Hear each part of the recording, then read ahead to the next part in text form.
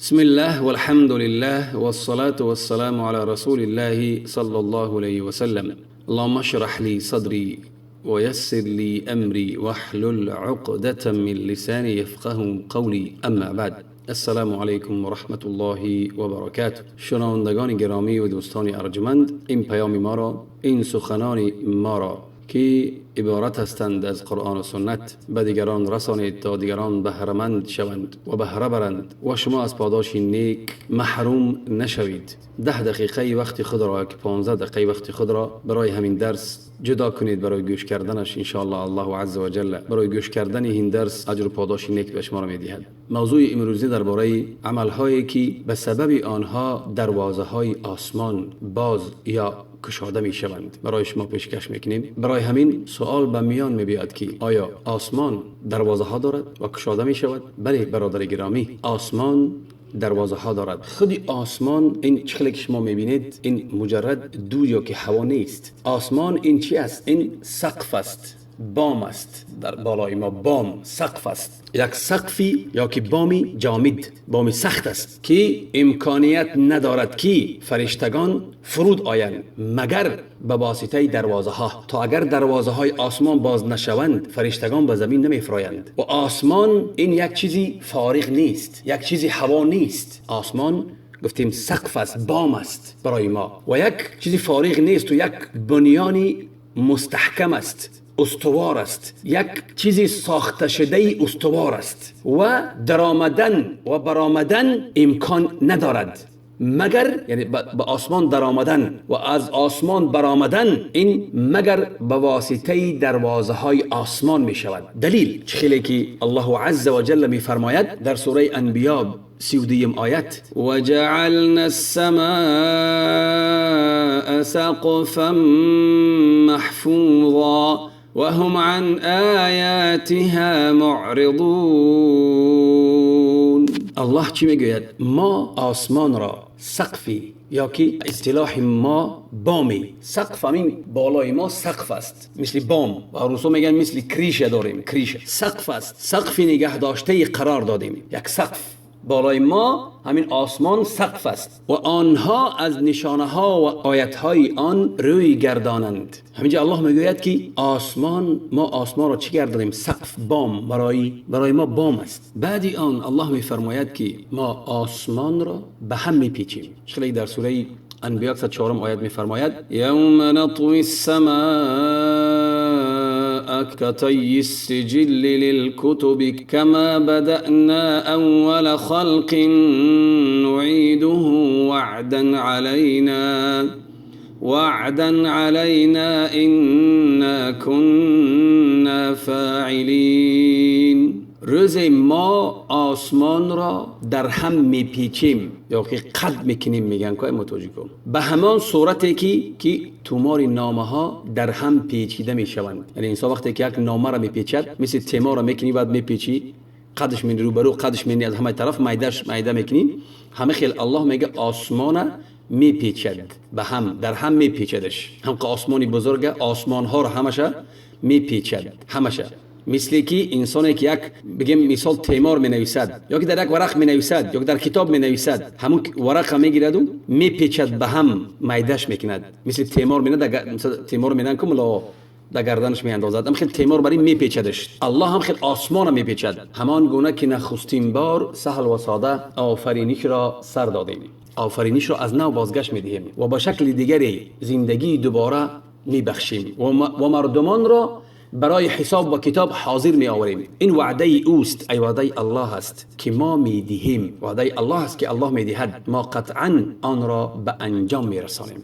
الله عز و جل می گوید. برای همین برادرای گرامی باید دیگه یاد که الله عز و جل در سوره نوح 15 آیت میگه که الم ترى کیف خلق الله 7 سماوات طباقا. میگه الله خبر میدهد که چگونه الله آفریده است، یعنی آسمان ها را، میگه آسمان ها را آفریده است چی؟ طبقه طبقه ای بالای هم دیگر. تصور کنید که همه آسمان ها را مثل یک ورق میپیچاند بر هم. بزرگی الله انسان باید احساس کند که چقدر الله بزرگ است. آسمان بین، هفتم آسمان بین، تا یکم آسمان تا هفتم آسمان اینقدر بزرگ است. الله را میپیچاند مثل یک انسانی که ورق میپیچاند. سبحانه، پاک است الله بزرگ. حاضر به شروع میکنیم به چی؟ عملهایی که برای اون عملها دروازه‌های آسمان باز میشود یا گشاده میشود، یا که قولهایی که، سخنهایی که، دعاهایی که، عملهایی که. یکم دعایی که در 31 شب است، 31 شب اخیر. چخلی که در امام بخاری است 1145 و امام مسلم 1261 از ابی هریره رضی الله عنه ان النبی صلی الله علیه و سلم قال، پیامبر بزرگوار صلی الله علیه و سلم فرمودند که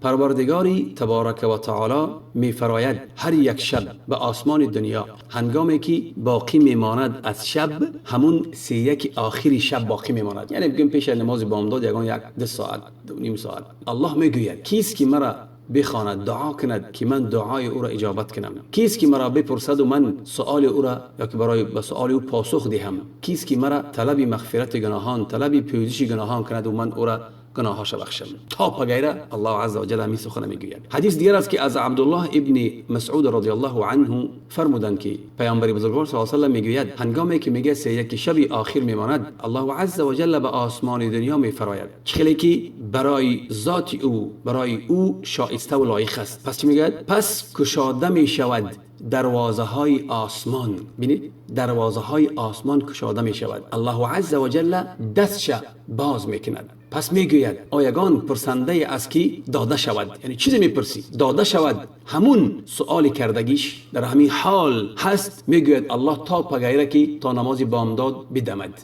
تو هم وقت میگوید. در اینجا چی میگوید؟ حدیث صحیح است ارواء الغلیل، پیغمبر صلی الله علیه و آله میگوید که دروازه های آسمان باز میشوند، گشاده میشوند، یعنی که یکمین وقتی که دروازه گشاده میشوند این کدام وقت است؟ 31 آخری شب. و دعا معنای باز شدن دروازه های آسمان این معنای که معنای دارد که استجابت دعا، یعنی الله دعا را استجابت میکند اگر خواهد در حال، یعنی وقتی دعای استجابت است برای این دروازه های آسمان باز می شوند. باز یعنی انسان قضای حوائج مردم ادا میکند، یعنی مردم چه نیاز احتیاج دارن آنها را پرداخت کردن، دادن یا کمک کردن، همون چیزی که انسان نیاز احتیاج دارد. از عمرو ابن مره الجهنی رضی الله عنه قال، فرمودند حدیث در امام ترمذی است 1332 رقم، پیامبر بزرگوار صلی الله علیه و آله میفرماید که کدام امامی که دروازه خودش میبندد از کی؟ از انسانایی که صاحب حاجت نیاز دارند و کم بغلن و مسکینن، دروازه را میبندد، یعنی که منش میکند پیش خودش آمدن یا که پیش آنها نمیبراید امام مسجد، در مسئله دینی باشد دنیوی باشد، مگر که الله وقتی که امام در بست دروازه را بست، الله دروازه های آسمان در روی او میبندد. اگر که در حالی که او احتیاج داشته باشد و مسکین باشد و فقر داشته باشد، الله دروازه های آسمان میبندد، یعنی که دعای او را استجابت نمیکند. پس معاویه میگه مرد را برای حاجت های مردم مرد را وظیفه دار کرد، برای که کسی که آمد پیش مرد پرسید همون مرد همون نیاز و احتیاج مردم ادا کند، پرداخت کند. یک کس خاص وظیفه دار کرد معاویه رضی الله عنه. برای همین میگه که عکس اگر ببینیم، اگر انسانی که امامی که دروازه را نبست، مردم حاجت و نیازشون کم بغل و فقیر برپا کرد، ادا کرد، همه حاجت نیازی داشتن، پس الله برای او دروازه های چی را؟ دروازه های آسمان میکشاید. اگر چه نیاز و احتیاجی داشته باشد الله او را ادا میکند. این به درباره چی؟ انسانی که در حاجت است و از حاجت میبندد چی مردم. در همین شرح همین ابن رجب الحنبلی میگوید که بیشتری از گذشتگان ما وقتی که سفر میکردن شرط میگذاشتن که یعنی که با همراهی تو که رفتم من تر در سفرت خدمت میکنم، به همدیگر میگفتن. از جمله آنها عامر ابن عبد القیس و عمرو ابن عتبه ابن فرقد، در حالی که آنها میگه بسیار کوشش تلاش میکردن در عبادت. و همین طور میگه ابراهیم ابن ادهم که خیلی مشهور است، عالم بزرگ است، شرط میگذاشت وقتی که سفر میکرد با همون با کسی سفر میکرد، شرط میگذاشت که من میگفت که من شما را خدمت میدم در سفرتون، در سفر خدمت و از آن تو میتیم. و بعضی از گذشتگان وقتی سفر که میکردن یارانی که در سفر همراهش بودن خدمتش میکردن، مثل که اگر میدیدن مردی میخواست که لباس بشوید، از تن او لباس او را میگرفتن میشستن، خدمت میکردن برای اجر بگیرن از الله، اجری بزرگ بگیرن. این شرطی من گذاشتم که من قطعی سفر کردم، من تر خدمت میدم در سفر. همه خیلی دیگر حتی سراش وقتی که میشتن در سرشویی کمکش میکردن که من همین شرط مرا چی میکردن برای که اجری بگیرن و سبب همون کار بهشت درآیند. باز از قولهایی که انسان او را میگه دروازه های بهشت باز میشوند این دعای استفتاح است: الله اکبر و کبیرا والحمد لله کثیرا و سبحان الله بکرة و اصیلا. از عبدالله ابن عمرو رضی الله عنهما فرمودند که هنگامی که ما با همراهی پیغمبر بزرگوار صلی الله علیه و آله نماز میگذاشتیم یکی از مردان از همون قوم گفت که الله اکبر و کبیرا، الله که از همه بزرگ است، والحمد لله کثیرا و سپاس بزرگی و سپاس به عددی به اندازه برای الله، و سبحان الله بکرة و اصیلا، و پاک است الله که او را بگاهی پگاهی تسبیح میگویند و یاد میکنند به پاکی. پیامبر صلی الله علیه و آله چی گفت؟ کیست گوینده همین سخن کیست؟ مرد از همون قوم گفت که منم ای رسول الله. چی گفت پیغمبر؟ عجبت لها فتحت لها ابواب السماء. گفت مرا پسند آمد همین گپ، مرا پسند، یعنی مرا در عجایبی داد در همین گپ که برای این گپ دروازه های آسمان باز شدن، برای همین دعایی که کرد دعای استفتاح است. پس ابن عمر چی گفت؟ ابن عمر نه بخش من ابن عمر گفت که ما ترکتهن منذ سمعت رسول صلی الله علیه و سلم. ابن عمر گفت که من همین دعا را وقتی که شنیدم پیغمبر همین گفت من همین دعا را تا مردن ما همین دعا را دیگر ترک نکردم، فقط همین دعا را میگفتم.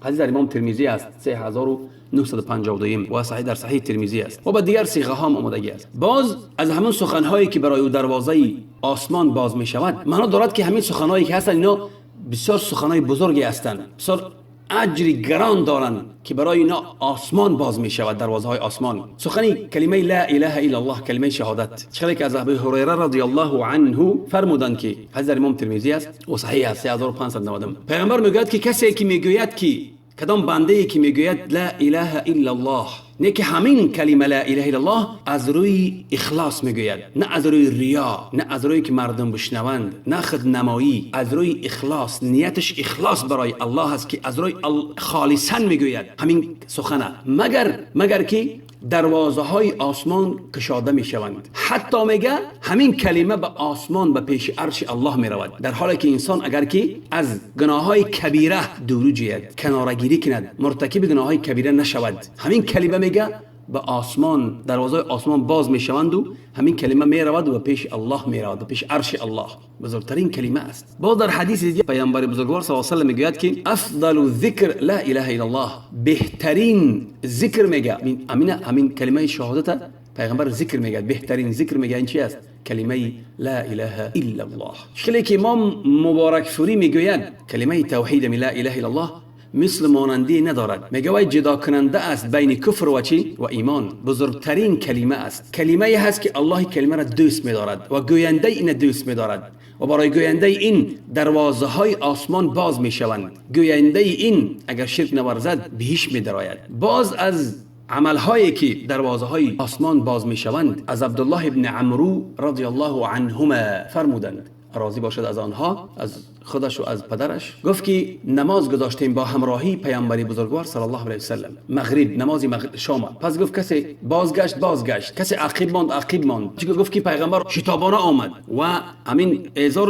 ازارش برداشته بود تا زانوهاش. چی گفت پیغمبر بزرگوار؟ ابشروا، ای چه مژده نیکی است، مژده داد، چی خوشخبری است. هذا ربکم قد فتح بابا من ابواب السماء، گفت این پروردگار شماست، هر آینه دروازه از دروازه های آسمان باز شد. الله در پیش فرشتگانش شما را مدح و ستایش کرد، در پیش فرشتگانش الله میگوید که بینید بنده های مرا. گفت که به فرشتگان گفت که بنده های من نماز ادا کردند و منتظری نماز دیگر هستند، یعنی کسی که یک نماز میخواند و منتظر نماز دیگر می شود، پیش از اذان می رود و منتظر نماز می شود، همین اجری بزرگی دارد. منتظر نماز شدن برای همین عملی است که دروازه های آسمان باز می شوند و الله مدح و ستایش میکند نفرا را در پیش چی؟ در پیش فرشتگانش. حدیث در ابن ماجه است 801 و صحیح است. باز در حدیث دیگر از ابی هریره است، پیغمبر بزرگوار صلی الله علیه و آله میگوید که آیا من شما را خبر دهم به یک چیزی که گناه ها را پاک میکند، خطای ها را پاک میکند و درجه ها را بالا میبردارد.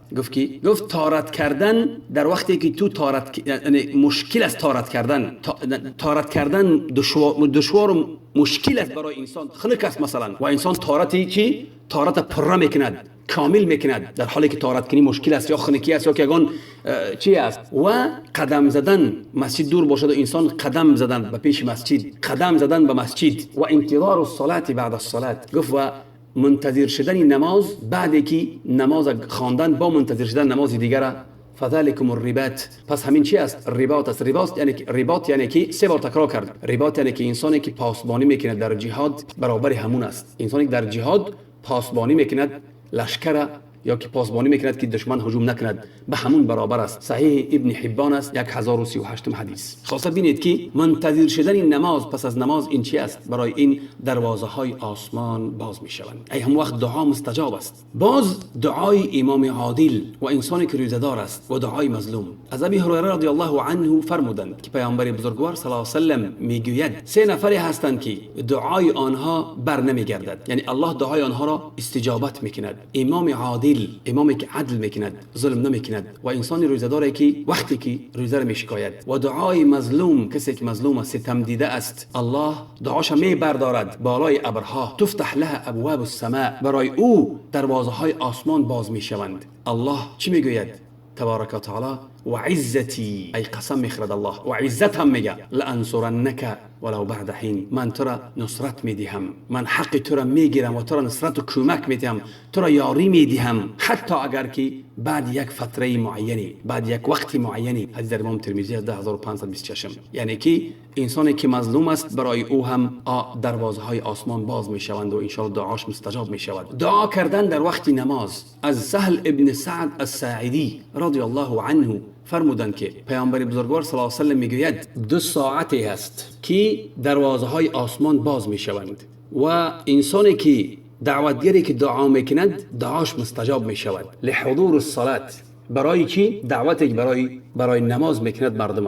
و صف گرفتن، صف بستن در راه الله، صف بستن در راه الله. حدیث صحیح است. و باز حدیث دیگر از پیغمبر بزرگوار صلی الله علیه و سلم میگوید که از انس ابن مالک فرمودند که پیامبر بزرگوار میگوید الدعاء لا يرد بین الاذان والاقامه. حدیث در امام ترمذی 112 حدیث میگوید دعا بین اذان و بین اقامه، یعنی که بعد اذان دعا کردن میگه الله دعای اون انسان ناامید بر نمیگرداند، الله دعاش مستجاب میکند. یعنی گفتیم که دروازه های آسمان معنای دارد که دعا مستجاب است. خاصه حدیث ها بسیار هستند در این چی موضوع، همین دست شما نمبر کنیم بسنده است. باز دعایی که پدر مادر برای فرزند چه میکند، یا به نیکی باشد یا به بدی، دعا بر ضد آنها یا که دعا برای آنها. چه خیلی که از ابی هریره رضی الله عنه فرمودند که پیامبر بزرگوار صلی الله علیه و سلم میفرماید 3 دعای هست، 3 کسی که دعا میکنند دعاشون مستجاب میشود و یگان شکی نیست در استجابت دعای آنها. دعوت مظلوم، دعوتی که انسانی که مظلوم است، ستم دیده است، و دعوتی که انسانی که مسافر است، و دعوت پدر برای فرزندش، دعای نیکی که پدر برای فرزندش میکند. حدیث در ابن ماجه است 3861. حدیث حسن است. و در لفظ امام احمد میگوید که و دعوت الوالد علی ولده، و دعای پدر، ما پدر گفتیم در پدر و مادر در بر میگیرد، دعای پدر میگه با بالای فرزند، بر ضد فرزندش. اگر دعای بدم کند که دعای بدم میگه چی؟ مستجاب میشود. دعای نیکم کند دعای نیک مستجاب می شود. این در امام احمد است. برای از جابر رضی الله عنه پیامبر بزرگوار می فرماید که لا تدعوا علی انفسکم، خودتان را دعای بد نکنید، ولا تدعوا علی اولادکم، و فرزنداتان دعای بد نکنید، ولا تدعوا علی خادمکم، و حتی همون انسانایی که در خانه شما خدمت برای شما میکنن دعای بد شو نکنید، ولا تدعوا علی اموالکم، و نه دعا کنید دعای بدی برای که الله مالهای شما را، ثروت شما را نیست کند. حدیث در ابو داود است 1532 صحیح است. میگه شاید در اون وقتی که شما دعا میکنید هم وقت موافقت کند، همون وقتی را که وقت استجابت دعا باشد. پس وقتی که دعای نیک باشد قبول میشود، دعای بدم باشد الله قبولش میکند. برای همین انسان باید بر حذر باشد که دعای بد نکند، نه خودشه، نه فرزنداشه، نه خدمتگارشه. باز پیامبر بزرگ صلی الله علیه وسلم دعای بعد اذان باز میگوید که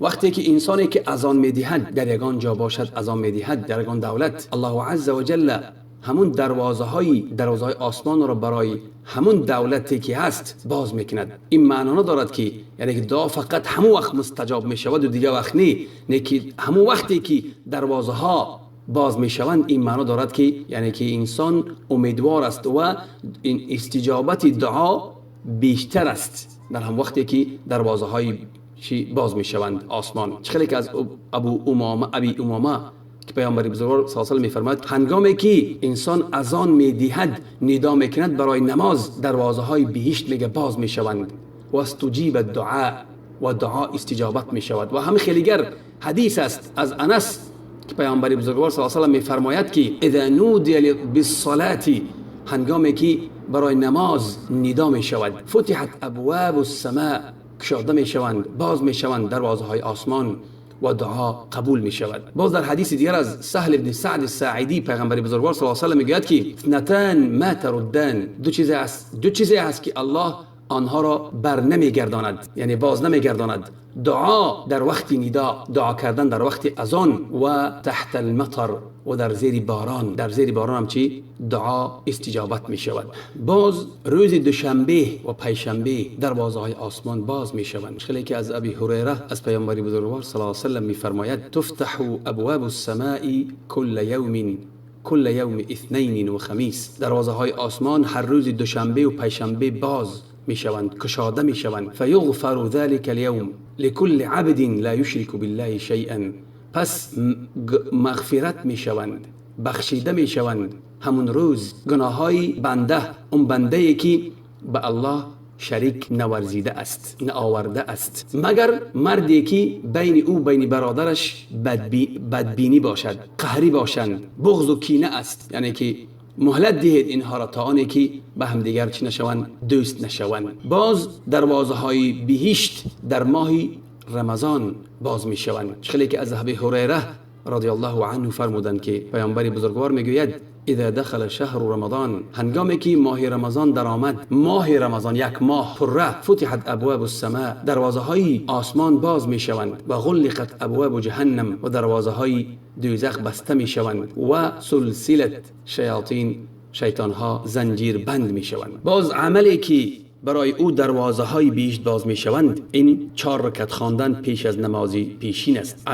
از عبدالله ابن صائب که رسول اکرم صلی الله علیه و سلم فرمودند که پیامبر ان رسول صلی الله علیه و سلم کان یصلی 4 پیامبر بزرگوار صلی الله علیه و سلم میگه 4 رکعت نماز میگذاشت بعد ان تزول الشمس قبل الظهر بعد آنی که بعد زوال آفتاب زوال یعنی از ما بین آسمان به طرف مغرب حرکت میکرد آفتاب یعنی که پیش از نماز ظهر میشید. و قال انها ساعه پیامبر چی گفت هر آینه این وقتی است ساعتی است که تفتح فیه ابواب السماء در همین وقت گفت دروازه های آسمان باز می شوند. و احب ان یسعد لی فیها عمل صالح و دوست می دارم که در همین وقت عمل نیکی من به بالا برداشته شود. ای در همین وقت دروازه های آسمان باز می شوند 4 رکعتی که پیش از نماز ظهر انسان میگذاردش. و در حدیث دیگر از پیامبر بزرگوار صلی الله علیه و آله میگوید که 4 رکعت نماز میگذاشت بعد زوال بعد که پیش از نماز پیشین و سلام نمیداد مگر در آخری آنها. امام راقی میگوید که این 4 رکعت اون 4 رکعت سنتی که بعد اذان پیشین میشود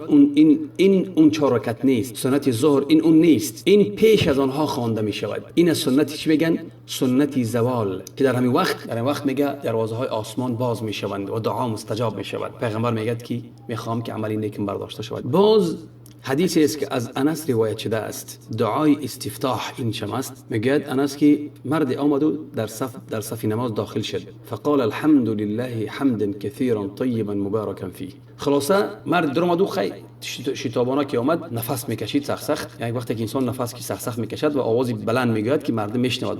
مثلا چه خیلی انسان وقتی که هدها گفته همون چه هدها که میبیاد شتابانه که میبیاد وقتی که همون دعای استفتاح در نماز که میگه دیگر آدمای دبرش میشنون همون دعاش بعضی آدم با آواز بلند میگه ساعت با آواز بلند گفت که الحمدلله حمدا كثيرا طیبا سپاس برای الله سپاسی به اندازه سپاس پاکیزه و پربرکتی خلاصه. فلما قضى رسول صلی الله علیه و سلم صلاته، هنگامی که نماز پیغمبر تمام کرد پس گفت کدام شما همین کلمه ها را گفت، یعنی که آواز بلند قطعی گفت که پیغمبر اش نمیدید. بعد همه خاموش شدن، فکر کردن که خطا کردن. فقال، پیغمبر چه گفت؟ کدام شما همین سخن گفت، همین کلمه ها را گفت و یگان گپی خطا کردگی نیست، یگان گپی ناجا زدگی نیست. فقال رجل، پس مردی که یک مرد خیست و گفت من آمدم شتابانه و همین سخن گفتم. لقد رأیت 12 ملکا، پیغمبر چه گفت؟ دیدم که 12 فرشته یبتدرونها ایهم یرفعها، 12 فرشته برای همین کلمه،